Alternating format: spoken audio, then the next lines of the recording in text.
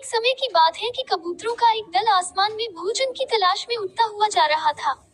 गलती से वह दल भटक कर ऐसे प्रदेश के ऊपर से गुजरा जहां भयंकर अकाल पड़ा था। कबूतरों का सरदार चिंतित था। कबूतरों के शरीर की शक्ति समाप्त होती जा रही थी। शीघ्र ही कुछ दाना मिलना जरूरी था। दल का युवा कबूतर सबसे नीचे उड़ रहा था। भोजन नजर आने पर उसे ही बाकी दल को सूचित करना था। बहुत समय उड़ने के बाद कहीं वह सूखाग्रस्त क्षेत्र से बाहर आया। नीचे हरियाली नजर आने लगी तो भोजन मिलने की उम्मीद बनी। युवा कबूतर और नीचे उड़ान भरने लगा।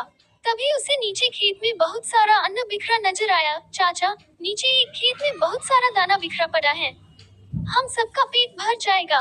सरदार ने सूचना पाते ही कबूतरों को नीचे उतरकर खेत में बिखरा दाना चुनने का आदेश दिया। सारा दल नीचे उतरा और दाना चुनने लगा। वास्तव में वह दाना पक्षी पकड़ने वाले एक बहेलिये ने बिखेर रखा था। ऊपर पेट पर तना था उसका जाल। जैसे ही कबूतर दल दाना चुगने लगा, जाल उन पर आ गिरा। सारे कबूतर फंस गए। कबूतरों के सरदार ने माथा पीटा, ओह, ये तो हमें फंसाने के लिए फैलाया गया जाल था। भूख ने मेरी अक्ल पर पर्दा डाल दिया था। मुझे सोचना चाहिए था कि इतना अन्न बिखरा होने का कोई मतलब है।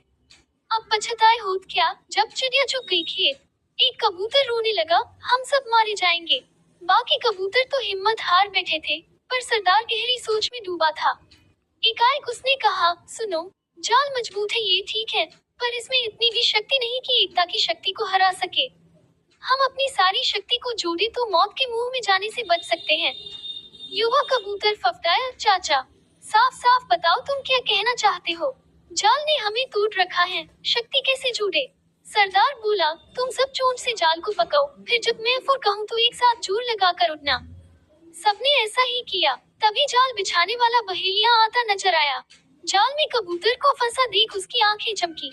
हाथ में पकड़ा डंडा उसने मजबूती से पकड़ा व जाल की ओर दौड़ा।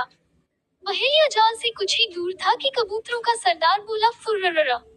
सारे कबूतर एक साथ जोर लगाकर उड़े तो पूरा जाल हवा में ऊपर उठा और सारे कबूतर जाल को लेकर ही उड़ने लगे। कबूतरों को जाल सहित उड़ते देखकर बहेलिया अवाक रह गया। कुछ संभला तो जाल के पीछे दौड़ने लगा। कबूतर सरदार ने बहेलिये को नीचे जाल के पीछे दौड़ते पाया तो उसका इरादा समझ गया। सरदार भी जानता था कि अधिक देर तक कबूतर दल के लिए जाल सहित उड़ते रहना संभव न होगा, पर सरदार के पास इसका उपाय था। निकट ही एक पहाड़ी पर बिल बनाकर उसका एक चूहा मित्र रहता था। सरदार ने कबूतरों को तेजी से उस पहाड़ी की ओर उड़ने का आदेश दिया। पहाड़ी पर पहुंचते ही सरदार का संकेत पाकर जाल समेत कबूतर चूहे के बिल के निकट उतरे।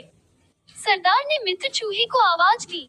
सरदार ने संक्षेप में चूहे को सारी घटना बताई और जाल काटकर उन्हें आजाद करने के लिए कहा। कुछ ही देर में चूहे ने वह जाल काट दिया। सरदार ने अपने मित्र चूहे को धन्यवाद दिया और सारा कबूतर दल आकाश की ओर आजादी की उड़ान भरने लगा।